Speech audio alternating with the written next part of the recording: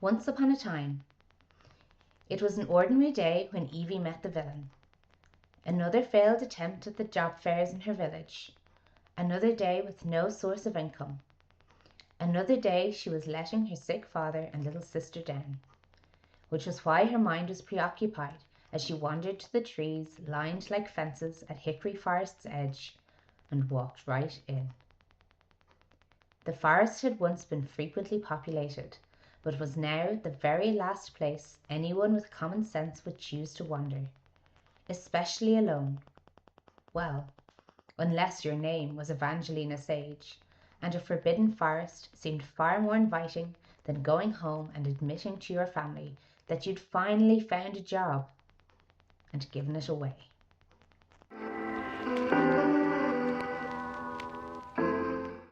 Hiya! Thank you for clicking into my video. My name is Órla. I'm an aspiring fantasy author who is trying to learn her craft through reading and writing. Today I will be reviewing Assistant to the Villain by Nicole Maehrer. In my previous video, I talked about my experience reading a horror story for my book club. And horror is a genre that I don't usually read. I tend to be easily spooked, especially when the story revolves around things going bump in the night. So the one that I read was no exception. It was The Caretaker by Marcus Cleaver, and it absolutely terrified me. So after going so far out of my comfort zone and reading a horror, I decided I needed a bit of a palate cleanser just to calm the heart rate. And I listened to a podcast called Plot Twist Please. And there's one of the presenters on there called Susie, and she is always raving about Assistant to the Villain. She says it's a really cozy romantasy story, and there's lots of yearn and lots of will they, won't they sort of thing. So I haven't read any cozy romantasy books. I've read romantasy and I've read fantasy, and I've read some contemporary romance, but the cozy element was new to me. So I said, let's give it a go. And by pure good fortune, it arrived from my holds list in the library just as I was finishing The Caretaker. So I was literally reading the last few pages of The Caretaker, and I got the notification from my library app on my phone saying the book was ready to borrow. So I just thought that was fate. That was somebody telling me this is the next book to read. So that's what I went with.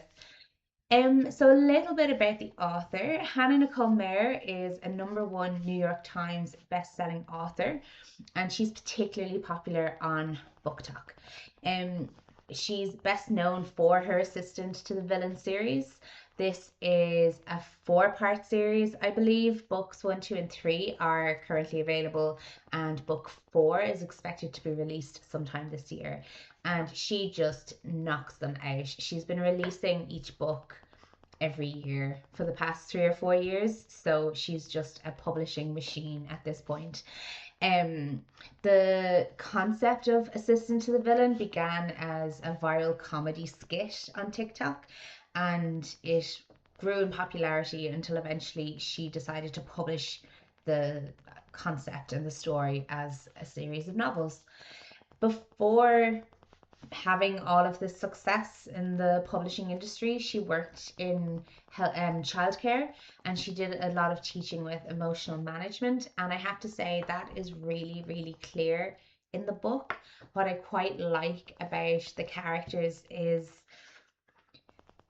they seem to have quite a lot of self-reflection in terms of how they're feeling or how they respond to how other people react to them. So if somebody reacts in a negative way, the character doesn't just internalize that negativity, they tend to think through it a little bit, and they'll also reflect on their own actions and their own feelings and try to figure out why they reacted in the way that they did, or why they felt that really strong emotion that they experienced. So I really, really liked that in the book. It added a really lovely depth to the characters, having that emotional understanding sort of layer to it. So I did really, really enjoy that.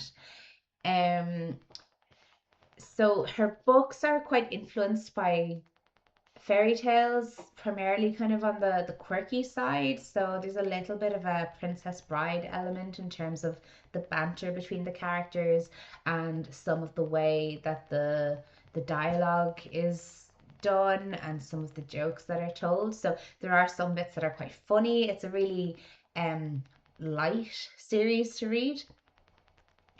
Um it's quite an easy read, I have to say. I've finished books one and two. I'm about halfway through book three, and when book four comes out, I'll probably read it. I'm a bit of a completionist, so it does take a lot for me to abandon a series without finishing the whole thing. But these are just really, really lovely books to read. I'm jumping ahead of myself though. I'll go back and I'll give a little bit of a summary. This review is going to be spoiler free. I'm not going to reveal any of the twists or the plots or the secrets of the book. I'm going to give you as much of an open opinion as I can. I will provide you the summary of the first book and then I'll leave it at that. I won't go into the second and third books unless I decide to do a separate review video for each of those. So, the first book of the series is called Assistant to the Villain.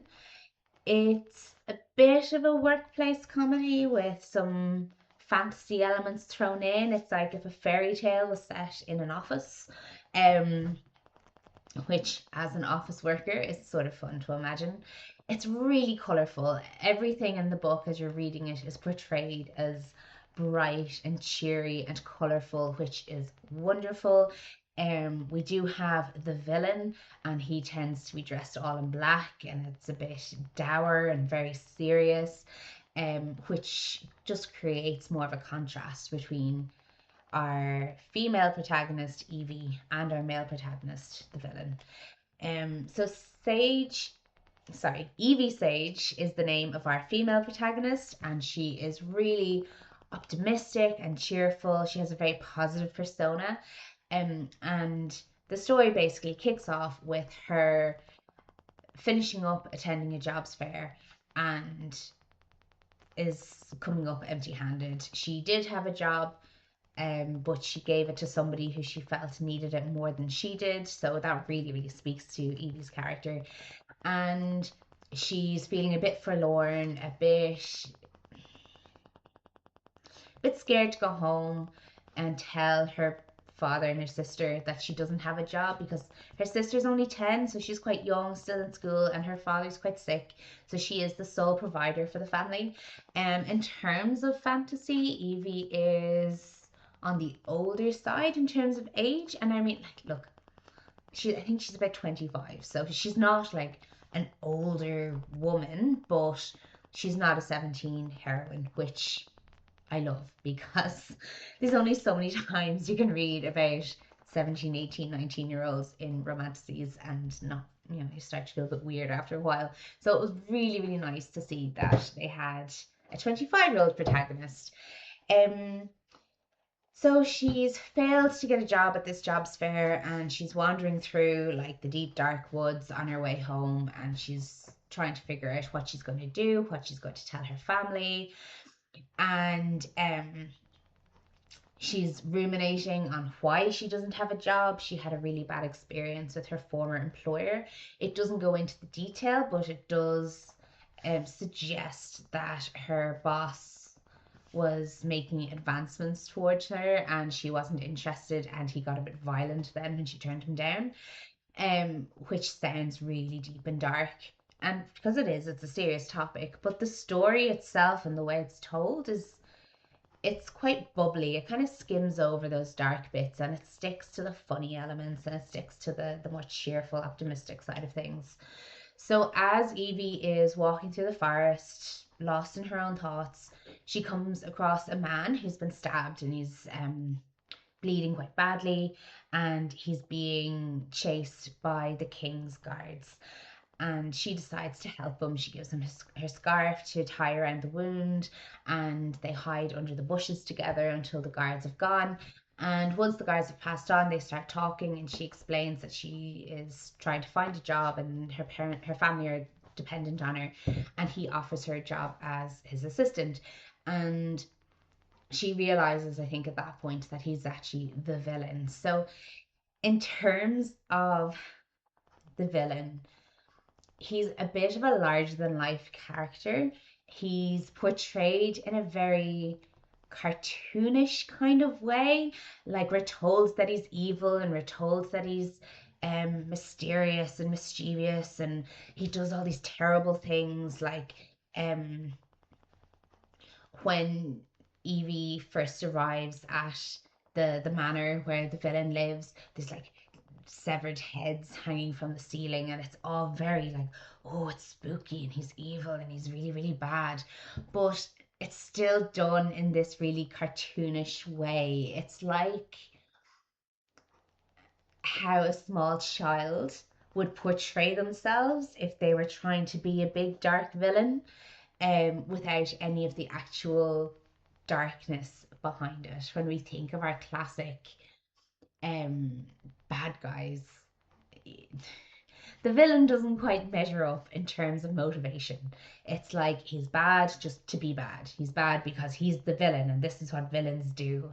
Not that he actually has a deep rooted motivation to take over the world or destroy humanity or blah blah blah, acquire power or whatever. So like, it is done in a real cartoonish way, which I like. It makes it more fun, it makes it lighter, it definitely makes it easier to read, especially when you've been reading a lot of heavy books. And I do find occasionally like fantasy books can get really, really heavy. The themes can get quite dark, so it's nice to read the fantasy and the romantasy where it's a bit lighter and a bit more bubbly. I suppose that's where the cozy element comes in, where you do have good and evil, but the evil is, cartoonish, I think, is the best way to describe it. At least that was my reading of it as I was going through the series. So the story then fast forwards a couple of months, and Evie has settled in quite well into the mundane office life of the villain. There's paperwork, and there's a HR department, and there's like they're all obsessed with the cauldron brew, which I take to be like coffee, and it is very reminiscent of working in an office.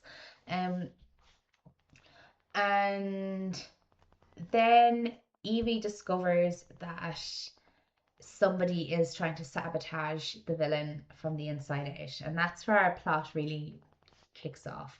And we've seen that Evie has established herself as being quite valuable around the office, that the villain has come to quite depend on her for things, the same way as any executive would of a personal assistant or an executive assistant. And they've grown quite close, they've quite a close bond. It's a romantasy, so they have crushes on each other. It's not a question of will they, won't they, it's more of a question of when will they. There's a lot of yearn, a lot of, oh, I really like him, but he's the villain, he's not going to be interested in me, that kind of thing. And I mean, I kind of, when they do get together, have been spoiled for me by the podcast that recommended the series, but I thought I would be bored reading through all the yearn as the story went on, but I actually wasn't. I found it, it was fun. I mean, the word that really comes to mind when I think of these books and my experience with them is they were fun. They were enjoyable. I enjoyed reading them. There were times when I was sitting and realized that I was actually smiling as I was reading the book. And I couldn't tell you the last time that happened. Maybe if I was reading like a children's book, that might make me smile as I was reading it, but definitely not like one of my own books that I would choose to read. So which is great. Like, it's definitely something that ticked the box. After going through like a long day at work, and the last book I read was pretty heavy, and now I get to just sit down and relax, and it was like a big mug of warm milky tea, which it was just comforting. It was wonderful. Um, so yeah, Evie discovers that somebody is trying to sabotage the villain, and she decides to work with them to find out who the saboteur is. and they realize that the King Benedict, who is the villain's nemesis, is striking back, and he's doing this using a traitor within the villain's staff. So um that's the general summary. I'm not going to go into any more detail with it because I don't want to spoil it, but that was just a really whistle stop tour. Um Overall, yeah, I mean, if I had to critique any part of it, I would say there were occasions in book one and two, I haven't come across any in book three yet, where there was maybe a time jump or a location jump where the characters were in one place and then in the next paragraph they were somewhere else.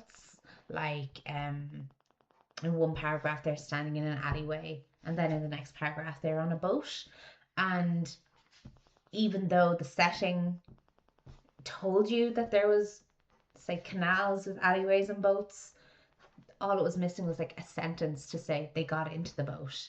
And there was a few instances where that happened, and it took me out of the story a little bit because I would be reading it and then getting confused about what was going on or where people were, and I would be jumping back and forth, just rereading sections to see if it was something that I had missed, if I had been skimming it by mistake.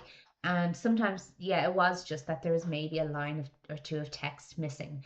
Um, and knowing that the series originated as skits, um, like that could possibly be something to do with it. It's just the style of Maehre's writing that she clips along, because the books do clip along at a good pace. There's no filler, there's no hanging around waiting for things to happen. It's like bang, bang, bang. We need to do this thing. Let's go now. Let's do it now. So it is quite a fast pace read, which is great. I mean, you don't want to be sitting and skimming loads of filler. You want to know what happens. You want to know what the characters are up to and what they're going through, and you want to like, keep turning the pages to see what's going to happen at the end. Are they going to be successful? So I had absolutely no issue with the pacing except for that little bit where I felt that there's maybe a sentence or two connecting different paragraphs together. But apart from that, the romance is predictable. As I said before, it's not a question of will they, won't they. It's a question of when. There's a few moments where you could possibly have introduced oh, is she going to go with this person instead? But I mean, it's assistant to the villain. It's about Evie, the assistant, and the villain. And from the get go, they're both acknowledging that the other person is attractive and that the other person, gives them butterflies in their stomach, and they're kind of romantically interested in each other, but they're not going to go there because it's a work relationship and they're trying to keep it very professional. So yeah, like I said, it's not an if or when. It's not a will they, won't they. It's a question of when. Loads of yearn in it, and like I enjoyed that. I did enjoy that.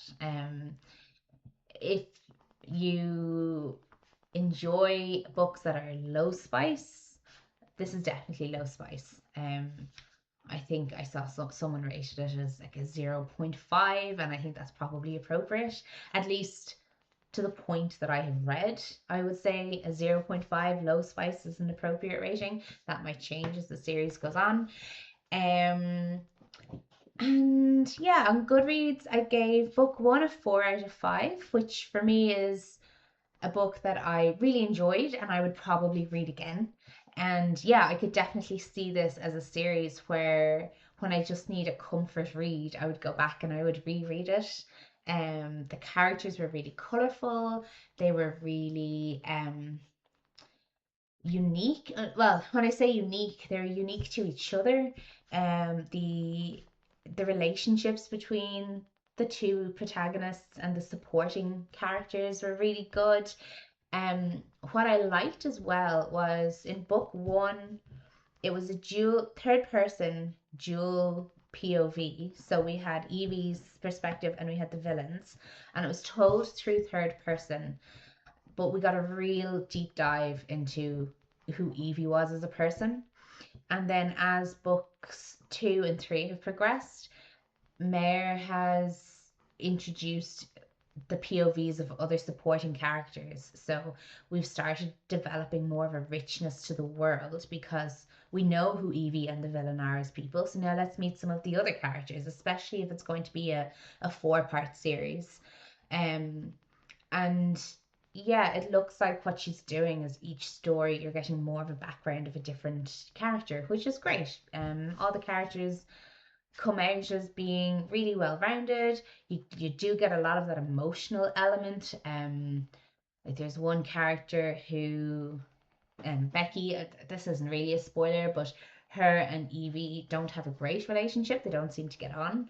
And as the story progresses and you learn more about both women's backgrounds, um, and their kind of emotional response to things and their emotional processing behind things, it just adds a lot of richness and depth. So for a book that's light and fluffy and fun, there's still quite a lot of emotional depth to it. And I think for me, that's the real grip of the series. Like the plot is really good, the twists in it are unexpected. I'm not spending a huge amount of time trying to figure out the twists because I'm just enjoying it. But definitely the emotional depth of the characters for me um is my favorite part. I love that. I love a character who can reflect on their own emotions, who has a really strong internal dialogue with themselves that helps them understand why they're feeling what they're feeling. I just love that. That for me has been a real attraction to the series. So like I said, book 1 I gave 4 out of 5. Really enjoyed it. Would probably read it again, to be honest. Definitely, it would be very easy for it to become a comfort read. Book 2 I gave 3 out of 5, just because. Why did I give it 3 out of 5? I don't know if I'd read it again. I probably would. If I was going to read book 1 again, I'd probably read book 2 again. I might need to revisit my rating for book 3 or for book 2.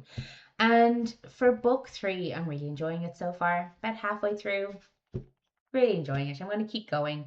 And like I said, when book 4 comes out later on this year, I'm probably going to read book 4 as well. So that's my thoughts, my opinions on Assistant to the Villain by Hannah Maehrer. I hope you enjoyed it. I hope you got something from it.